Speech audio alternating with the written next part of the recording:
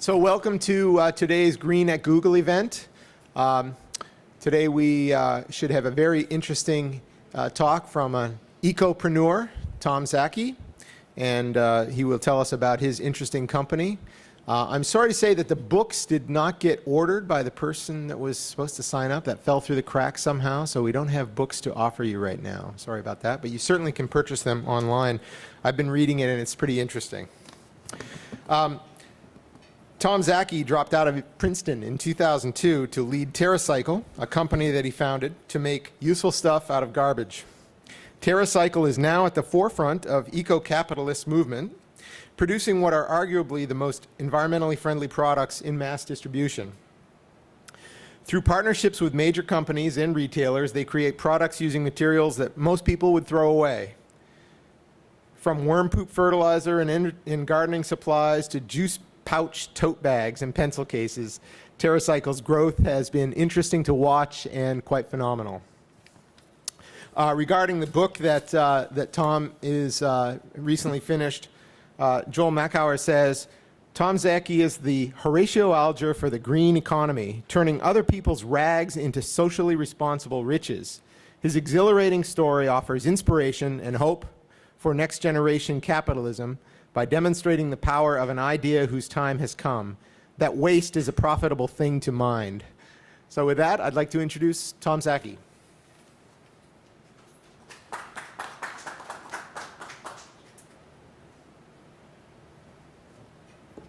Thank you. Is this on? Great. So I'm just going to tell you the story of how this all came together and run through that for a little bit of time, and then answer or talk about any questions that you may be interested in. So that was sort of the format I'm hoping for. For me, TerraCycle started 6 years ago around this question of garbage. And I was a freshman at Princeton. My friends in Montreal were growing a bunch of pot in their basement. They couldn't make these plants really work all that well. And they had started feeding worm poop to their plants. And the plants started doing really well. And that was the big solution, worm castings, worm poop to these plants.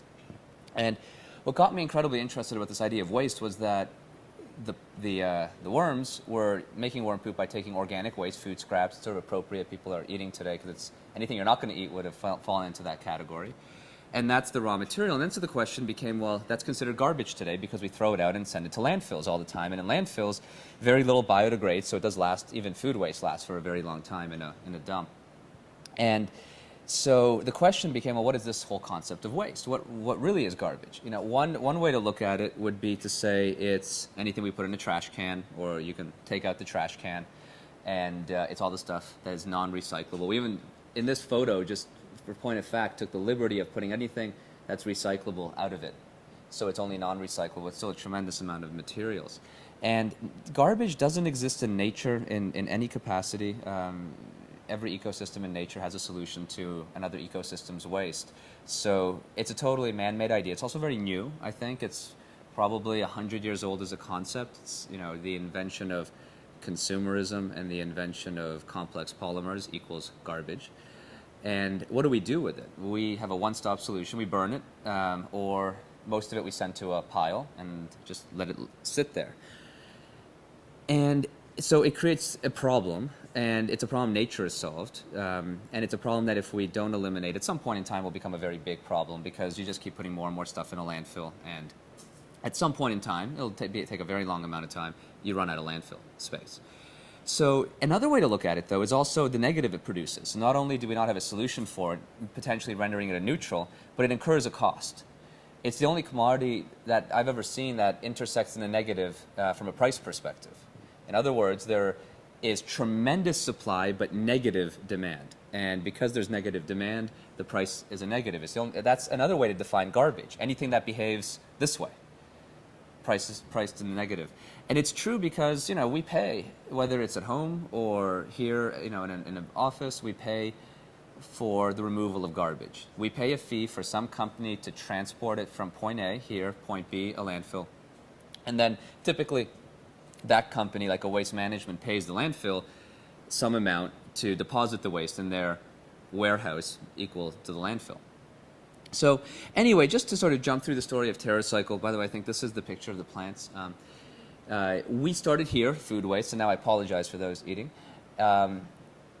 We ended up processing the food waste in this system. This was sort of our first prototype, which is a rotating composter. You put the food in there, it digests, it cooks on its own. You just add oxygen and rotation.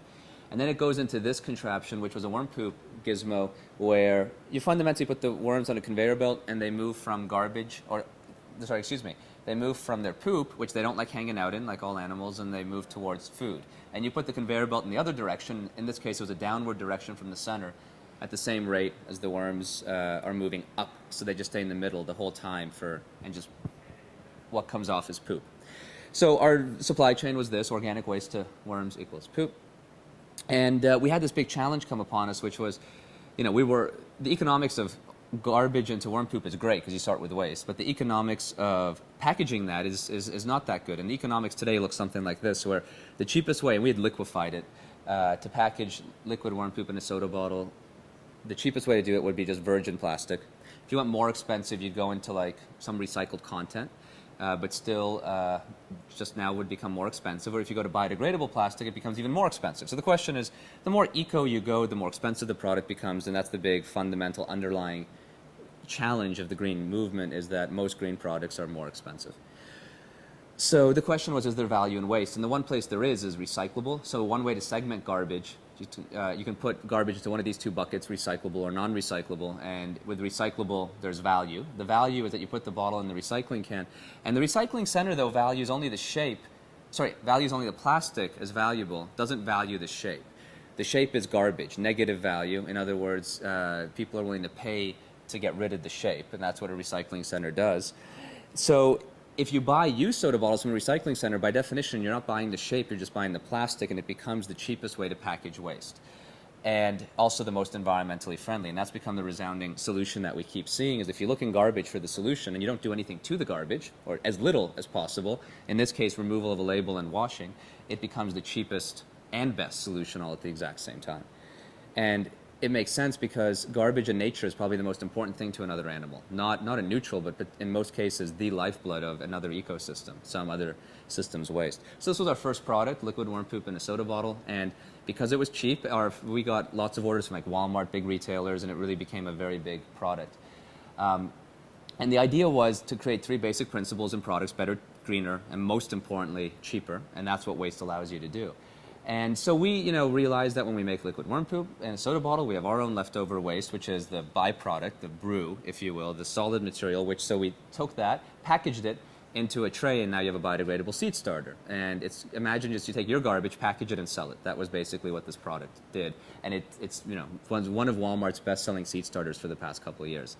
So it gives from a cool volume perspective. Neat aside, too, is 3 years ago, we were sued by Miracle-Gro, which is the big competitor in the lawn and garden space, because they claim that our product on the right was too confusingly similar to the Miracle-Gro, that it was duping the consumer.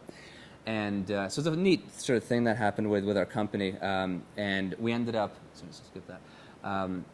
putting a big story out in the media, generated hundreds of articles, and settled the case. And it was this interesting case of, we've had a lot of unique intellectual property sort of challenges, discussions, where, here's an example of sort of intellectual property of colors, but, there's a whole intellectual property of garbage that is something that we keep coming across. Like we have to get licenses from Coke and Pepsi to package fertilizer in their garbage and sell it. Or you don't really own a juice pouch when you sew it together. You have to still get a license from the brand. And so there's a very interesting thing around who owns garbage and the intellectual property rights of garbage, because people have never really thought about it. It all goes to a dump. But now when you're going to start finding value of it, like let's say you're wearing a Google shirt there. If you took that shirt and put it in the garbage, and I took it out of the garbage, because I'm the garbage guy, right, and sewed it into a bag, I'd be infringing on Google's trademark for Google, because the logo may still be there. So that's sort of a case study of that. So the question for us is, as we grew, what was next? And we started diversifying. I just want to show you some example products of stuff made from waste, anything from a bird feeder that's just an upside-down 2-liter soda bottle, to rain barrels, which are just discarded. Brand new, these things go for $1,000. After one use, they go for free. And you can get them like right here, Napa Valley, Sonoma is where they all come from. These are these 150-pound gorgeous, wine barrels. it's shocking that this is sort of, the way waste works. Or graffiti. We have a big graffiti culture at TerraCycle. And so, excuse me, we hired a bunch of graffiti artists, put out this, which is a graffiti pot. So there's sort of an example taking urban garbage, like a theory.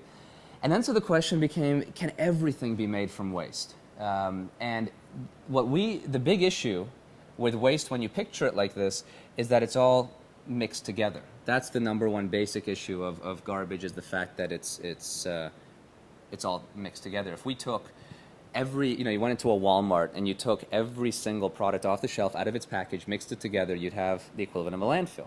So vice versa, a landfill is just a poorly managed warehouse, right? Now, what if you separated the landfill and you separated it like this into all the basic components? Then you'd have a well-managed warehouse and have a lot of value at the end of the day. And once you can segment waste like this is sort of where TerraCycle is and where we're truly innovating. Hopefully we could become, if you will, the Google of garbage at some point, where if you can separate out waste into its basic components, then you can make products, and there's no waste that cannot be made into a product. I'm just going to demonstrate this by example. Juice pouches you can sew in together and you can make fabrics. We have 30 different juice pouch products. Wrappers you can make into anything from kites to messenger bags to shower curtains to stationery products, and everything pretty much can be made from a wrapper. And these are all upcycling solutions. This hasn't even looked at the material capabilities if you decide to shred them and compress them or melt them. This is just basically using the waste without doing almost anything to it, which is the best form. You always want to do as little, you always want to do as little as possible, because that is the ultimate solution. If you can just reuse, then you're the best off. So the more you manipulate, the worse you are off. And recycling, is a lot of manipulation. It's a melt down and a melt up and a bunch of transportation. So it's better to do stuff. But what I'm driving at is there's no such thing as garbage, really. Antiperspirant sticks, planting pots. You're going to see a lot of plants at Walmart packaged in yogurt cups next year. Literally, not just tens of thousands, but tens of millions of plants that through our yogurt collection. Or billboards. Billboards, you ever see them up close, are like the strongest vinyl you've ever seen. It's so thick, it never goes anywhere. The ink, the printing never wears off because they're built not to wear off. It's really interesting materials are film, and we can go on and on and on. Pull tabs. I guess I am going to go on and on and on. Speakers, cork boards, diskette pads, pet food, reusable bag made from a pet food bag. And the point is this, you may say, oh, that's funny and cute, and, cute may be the most precise word for it, but there's 500 million of these things going to a landfill every year, or almost 1 billion to 500 million, depending on how you cut it, of pet food bags. And now you're going to start seeing hundreds of thousands of these go out into the store. So everything through these little manipulations creates a lot of change. Circuit boards, vinyl records, and so on and so forth. So the point is, if you can separate waste into all its components, you can create products and eliminate the entire concept of garbage. So the question is how it's done. The way it's done is you go to our site, TerraCycle.net, and advance warning, our site is really not that nice, but we are launching a new one in 4 to 6 weeks, and we'd love to get any input you have on our website, because it's not really our thing. So the way it works, you go to the site, TerraCycle.net, you sign up for as many waste streams as you want. You can sign up. You should sign up your office, frankly, for a number of waste streams. You guys probably have energy bar wrappers or all sorts of things. Why not sign up? And either we ship you collection boxes, or you provide your own. We prefer you provide your own, and you fill it up with these distinct units of waste. The trick is separation. So energy bars are different from chip bags, different from yogurt cups. They're each individual boxes. Fill it up with a substantial amount of waste. Send it in. We get it. We check it in and donate to your account 2 cents for every unit of waste, and we also pay the shipping. So there's no cost. You just make money. That amount you have to give to a charity or a school in America, so you can't keep it, but you have to give it to something. And that goes on and on forever. And then we take it, clean it, and make it into the products I was showing. And what's interesting is there's a cost to do this. There's all the shipping, the donation cost, all this stuff. We started approaching big companies and saying, hey, you have non-recyclable waste. We can solve that for you by putting you into these massive collection systems. And your packaging no longer, it's just as good as if it was recyclable. It's as good as this bottle, which is recyclable, because you can, sorry, I had a bottle here, actually. There it is. Because there's a choice on it for the consumer. And what we saw is that the world's biggest companies, like your Capri Sun, Unilever's, everybody is, they're so excited to become involved in it. No, people don't really say no, and so they're voluntarily paying for this entire system to exist. We get free raw materials and then produce all these products. So I'll just show you, this is what like a collection group looks like. You can sign up your office. Again, these are some of the programs from drink pouches. And to give you a sense of scale, like in the first year of the drink pouch program, 52 million pouches were collected and diverted. This year, maybe we'll get to 75 million, 100 million. I mean, the numbers get pretty substantial quite quick. Anything from, wrappers, granola bags, yogurt cups, corks, chip bags, cell phones. These are all these brands are launching massive programs. Go ahead.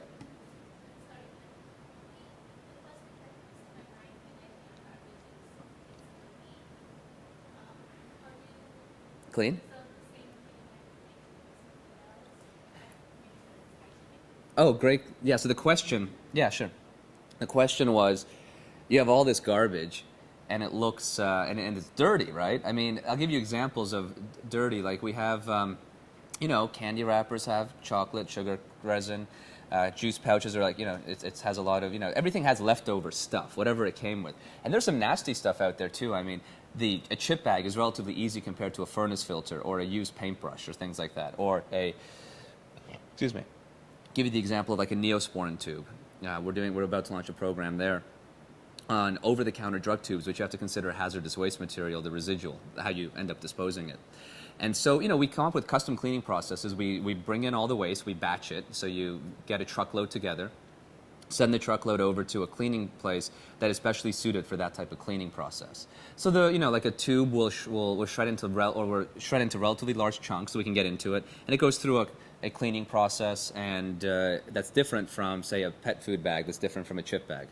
All these and then when it comes back, the waste, we don't actually make anything. We dream up the idea, put the relationships together, and then we either send it to manufacturers who make it, or we even go to people like, Fab Starpoint. This company may not mean anything to you, but they're a couple $100 million bag company that sells to Walmart, all the Hannah Montana, SpongeBob, that sort of thing, bags. And they're now going to be taking over and doing all the bags out of drink pouches and wrappers for us, and we sell them the garbage and manipulate it, in the form they can sew it, cleaned, all those things, and then they sell directly to the store and pay us a fee for the brand on it. So it allows it all to, we're a big fan of coming up with the idea and then outsourcing as much as possible. The part we really control ourselves is the collection. These are some of the brands coming up this year, so a lot of big brands coming in. The other thing you're going to start seeing is this, where big retailers have started putting in TerraCycle systems, and it's sort of like a custom system you can build. So this is now rolling out into most Office Max stores, where you have, just to sort of give an example here, you have a custom-built waste matrix for them. So it's 3-ring binders, CDs, DVDs, calendars, pens, that sort of thing. A system, for example, for another store like a Home Depot, it's very Home Depot-style waste. Furnace filters, paintbrushes, saw blades, stuff like that. Or here it is at Best Buy. Same exact concept. And this is now rolling out in a very, very, very big way. And in addition, we're opening it up in Mexico and Canada this year because of the appetite that these brands have to pay to solve their garbage problem is so amazing. I mean, this company, we're still small, but we've maintained 100% growth every year for 6 years. So while it's small, we're at 15 million this year. The growth trajectory has been what has been very exciting for us. Also, brands started putting it on their package. We're on probably 1.5 billion packages right now. We'll be on probably 20 billion, 30 billion by this time next year. Messaging like, here the toasted chips bag is not garbage anymore. How the cookie wrapper is not garbage anymore. How the Capri Sun juice pouch is not garbage anymore. I'm going to play you an ad that illustrates this, that Capri Sun is now running on Nickelodeon and Cartoon Network. And mind you, all this entire concept of having companies do this idea of sponsored waste is 2.5 years old from concept. The idea of going into retail, which is now going to be in 8,000 to 10,000 retailers by the end of the year, is only 6 months old. These concepts have really gained traction very fast. But here's this ad. Capri Sun, what do you do when the fun is done? With Capri Sun, you can upcycle. Empty Capri Sun packs can get made into something new again.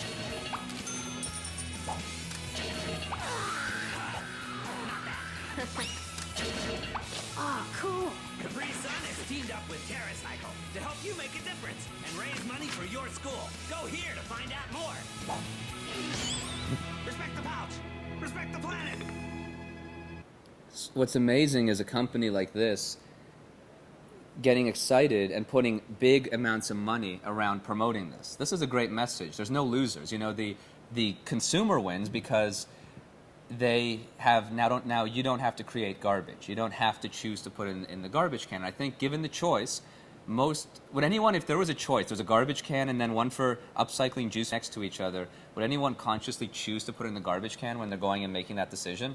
I'd yet to meet the person. So the consumer wins, the environment wins for obvious reasons, the brand wins because they are made to look, they get positive brand building from it. We win, every system wins. There's no real loser in this entire thing. So here's the big paradigm change, and this is where I'll end and love to sort of talk about whatever you're interested in, is most products are made from typically virgin raw materials. They're used once, and here we're taking an illustration of Oreo wrappers and bows, and they're thrown out. It's the only choice that the consumer has. Now, in this system, and these are big systems, the wrapper has a solution to it. You can collect it. It's engaging. We right now have about 4 million people doing this in the U.S., roughly, that type of number, doubling every 6 to 9 months. And then we make it into whatever the product may be, and then when they're done with that product, it can be collected again. And if the consumer chooses, it's true cradle-to-cradle manufacturing and supply chain, and it's plug and play. It's not like we have to wait till 2020 for it to exist. Like most eco-innovations and physical products take a long time to create and implement. This is like tomorrow. It's there. It's just a factor of people becoming that educated about it and then choosing to collect it. That's the big requirement, but it's very easy. And that's the overall system of TerraCycle. I mean, it started for us in worm poop in a soda bottle. That sort of enlightened me to this point of where we are today, which is fundamentally that there is no such thing as garbage. Garbage doesn't really exist. Garbage is a illusion that we've created, and then we perpetuate it by fundamentally not believing there's value in things, putting them in a gray box, and then having that gray box go to a dump somewhere. But if you look at it and you think about the things we throw out, every single thing that we throw out has a solution to it that can be made into something else. Now, maybe we aren't going to be the ones that are going to do it because some of these solutions are complicated solutions, but if we can collect it all, and then we're set. And you can eliminate the entire concept of waste in a win-win-win way, in a very, very fast way. And that's what we're hoping to do. Hopefully, in 3 years, we're going to be having systems like this for most of the world's waste. And what's also interesting is, these are very sticky programs. Once a brand signs up, they don't cancel. We've never had any brand say, hey, we're funding the system and we're going to stop funding, for a whole slew of reasons. And when people start collecting, they don't stop collecting either. So it's a factor just going and knocking on enough doors and getting enough people to say yes, but it's moving quite quickly so far. So yeah, I'd love to answer any questions you may have or talk about whatever you're interested in within this context.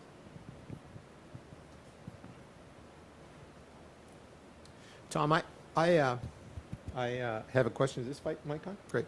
I have a question about the school systems. My kids go to a school system. They're always trying to figure out how to deal with this waste. Do you have this cassette bin system ready to put on school campuses yet?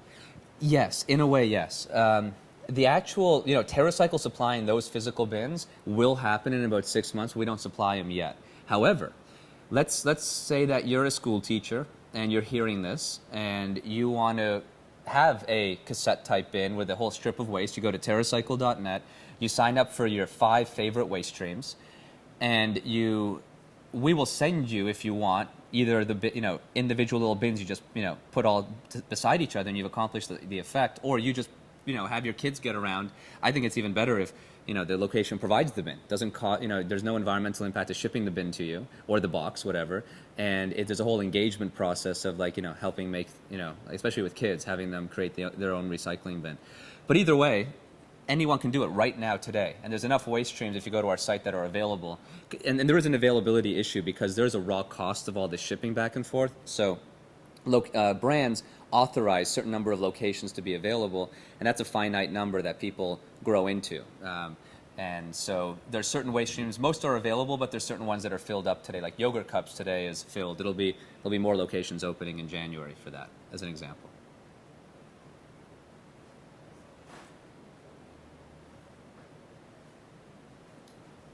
I was just walking by and I got sucked into this.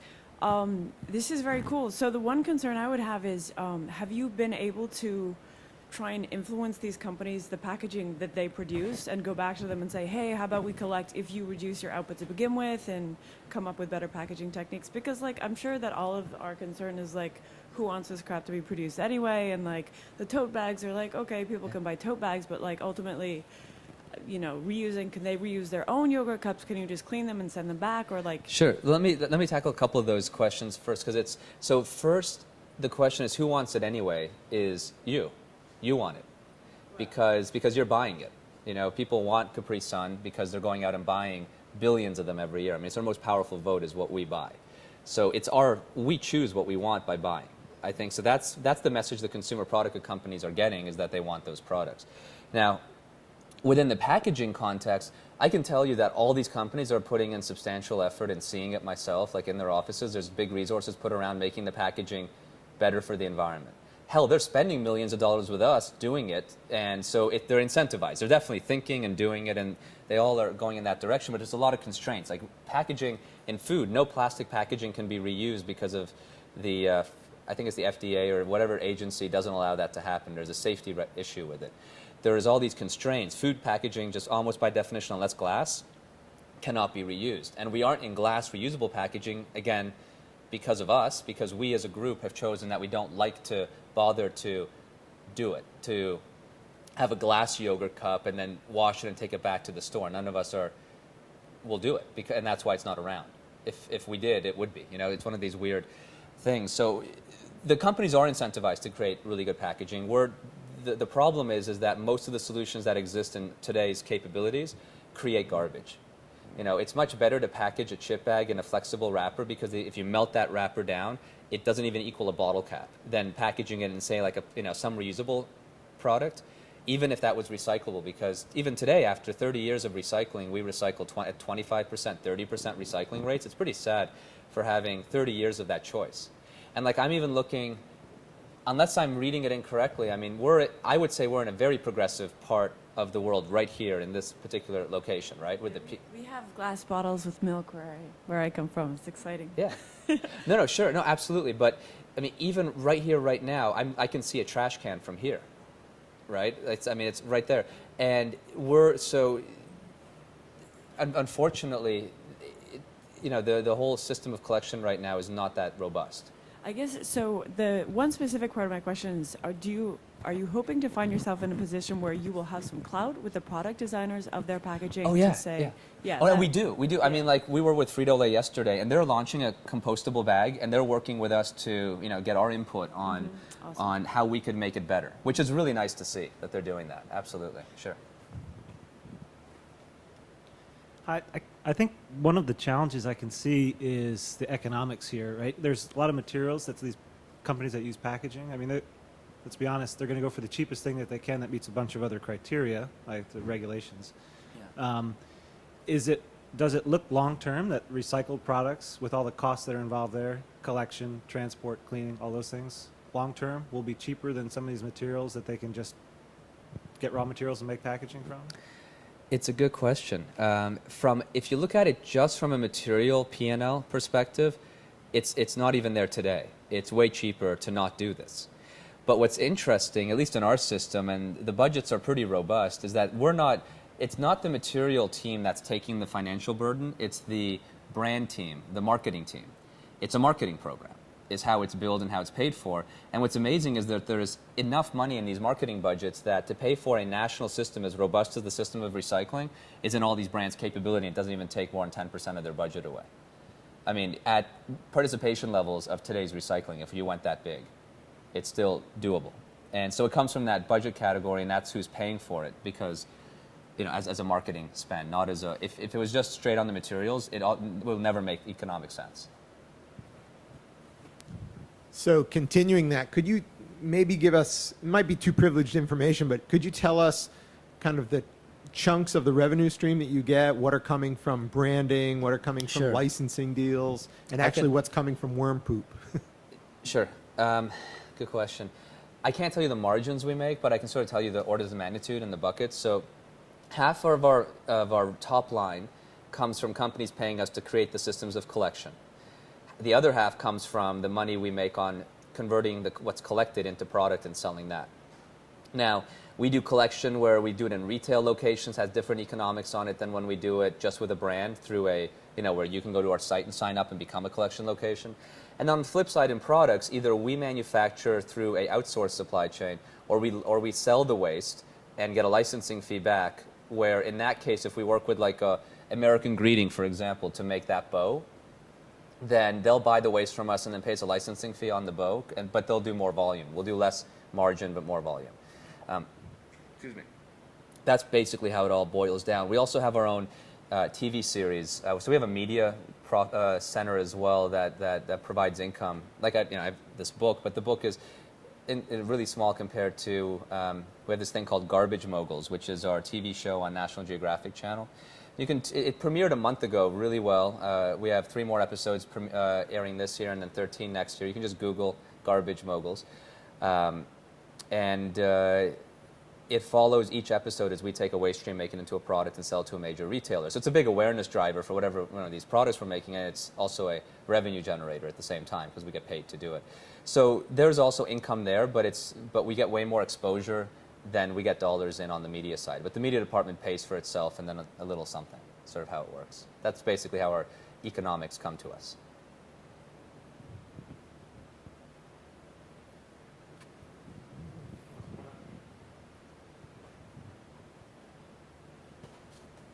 Is there a plan for India, and what are the challenges you see? Great question. So with India, our plan for global expansion is right now, Brazil is going to be national with us in next month. UK is September, October. Canada, Mexico are also going to be sort of October, November is when they're launching. And then we'll probably next launch more mainland Europe, going west to east, and then Latin America going big country to small country. It's like Argentina, Venezuela will be probably our next 2 launches in Latin America after Brazil and Mexico. And then when that's relatively thorough, which maybe is another 12 months, 16 months from now, then it'll be, probably like Dubai, that area, India, China, and probably China maybe last, East Asia probably first. So that's, like Japan, that area. That's how we're going to go. So India's there. There's no challenge. It's just a factor of time and bandwidth. We have 50 people in our company now. We outsource most of all of our manufacturing, so it's all like people helping do this. But it's still, sort of like one foot in front of the other. So that's how we're going to end up trying to do that. And hopefully all of that within 3 to 5 years.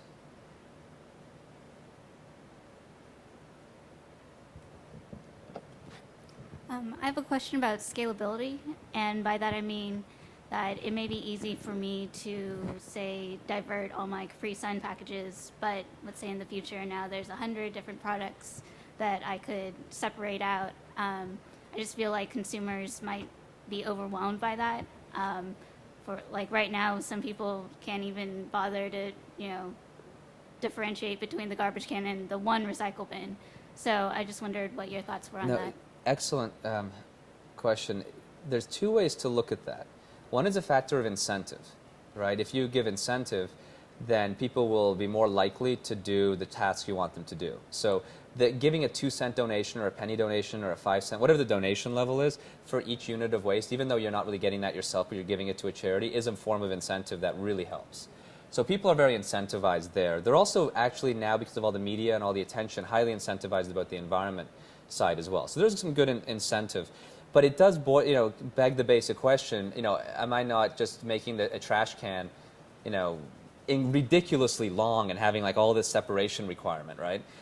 But when you look at true consumption is very, it's in demographics, so certain people only consume certain types of waste, and it's also, it's where it's congregated. So as an example, I'm sorry to be complex on this, but It's why at Home Depot, when you walk in and you see their collection sort of matrix, it's entirely different than Office Max, which is entirely different from Petco and so on, because it's, in Home Depot, we only collect a very special type of waste, which is just Home Depot related waste, like furnace filters, saw blades, that sort of thing.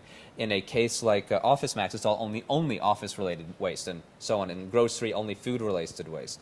Within those relations, you actually have relatively few packaging formats. What's also very nice about garbage today is it's hyper standardized. There's only so many flexible wrappers that are out there. There's only so many types of bottles, so there is, it's not going to get to this issue of infinite complexity, because people will just collect what they really consume, and that actually is not all that wide. And especially when you put the collection points into places where people congregate around an idea. So as an example, a type of collection point we're going to be putting into gyms will be shoes, maybe gym clothing, maybe sunglasses, maybe worn out swim clothes, that's, or like swimsuits. So you're putting in things that are related to that, area or that frame of mind, if you will. How do you, you talked a bit about getting sued by, a big gorilla. Yeah. Have there been other cases of that?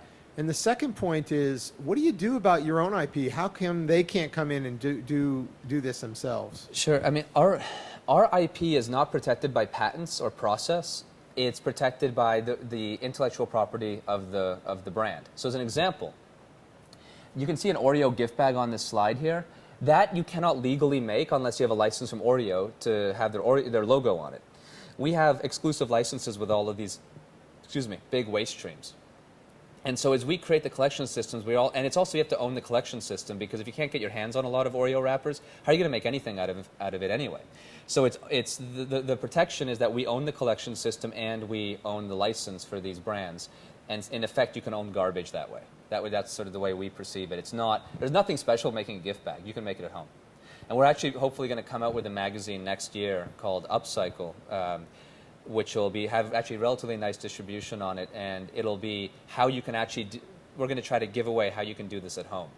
One thing we really want to try to build, and we have this thing that we just launched, and we'd love to, please pass it around if this is at all interesting to you, this idea of upcycling and looking at garbage differently, is that we want to create the encyclopedia of upcycling. And what we want to do is ask people to send us ideas to make a finished product out of any type of waste stream. Whether we do it or not at this point, whether we collect it is not relevant. Just, you have an idea for a waste stream that could be turned into a product, send it to us. The person you should send it to is our chief designer, Tiffany, and her email is tiffany@terracycle.net.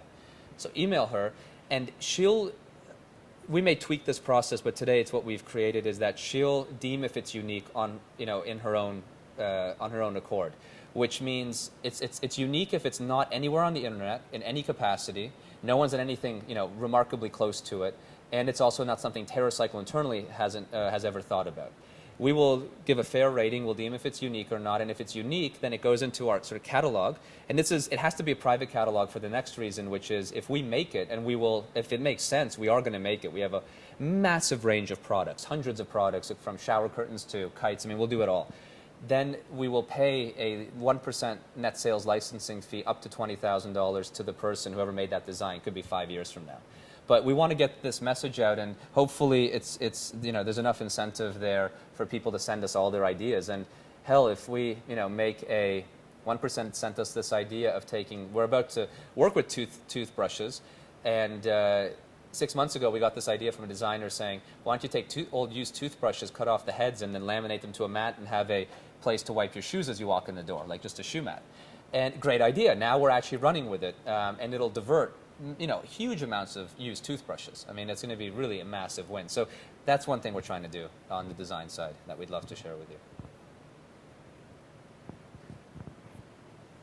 Just to follow on what the other gentleman was asking about international expansion.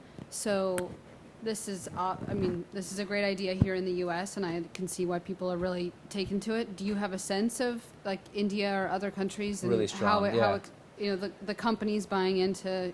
It's really, that's working why with we're you? going global so early in our process. It's a little premature, it's almost, could be considered premature for a company our scale to be going globally as aggressively as we are. But we're doing it because the appetite is driving it. We just can't, at this point, like we get too many phone calls from like, the international counterparts of our brand partners that you just have to do it. It's just a fact of life now. And so the appetite is monstrous. The only difference is as you get to more developed countries, the marketing budgets are a little less robust. There's also less consumption of these like highly branded products out there. So, I could see, for example, in a really depressed community, potentially more collection than consumption of the upcycled product. But that's something we'll learn. But the overall baseline appetite is massive. And if you go to places like India, Yeah.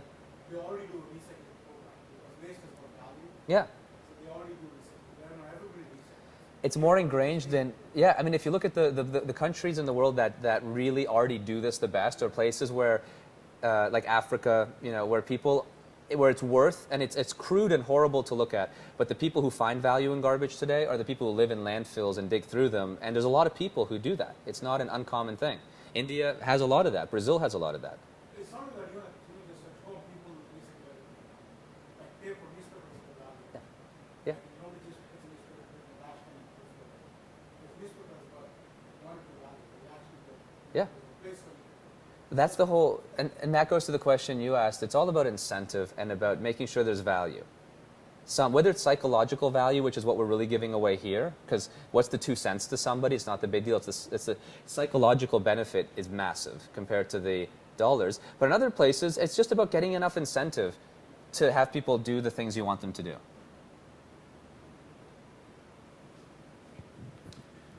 I still have questions. I hope nobody minds that. I'm fascinated by this. Could you tell me about the worm fertilizer stream, its volume potential being, complete oversaturation or not? I mean, Yeah, how does that scale up? So each product scales out to its carrying capacity in the market. So liquid organic plant food is a very small market. I mean, we're in all the big retailers with it, and we're going to do 2 million, 3 million a year growing. It's micro.